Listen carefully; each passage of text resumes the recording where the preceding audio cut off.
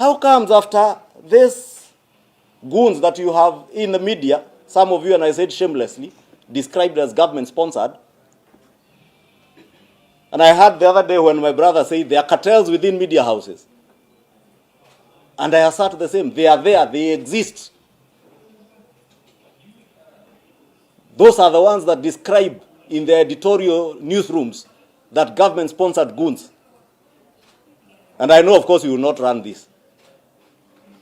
But I have to tell you, and I say curiously, none of those incidents of rape, beastly acts of rape, of innocent mamambogas in Mathare were reported last Monday by the mainstream media.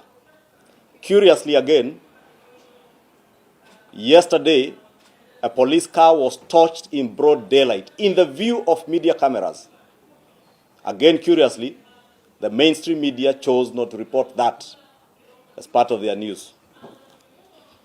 We want to state that this is a deliberate campaign of misinformation and a well-choreographed script to tarnish the government's image and name, and specifically targeting a few of us. I saw Raila Odinga and Uhuru Kenyatta unleash their online goons on me. I have seen they have unleashed the same goons. And I'm telling them, come baby, come.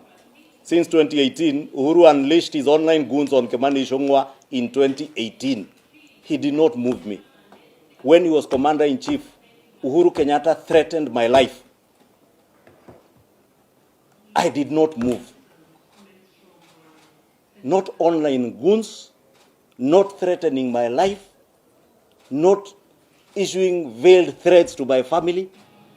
I think Uhuru Kenyatta knows me better than anybody else.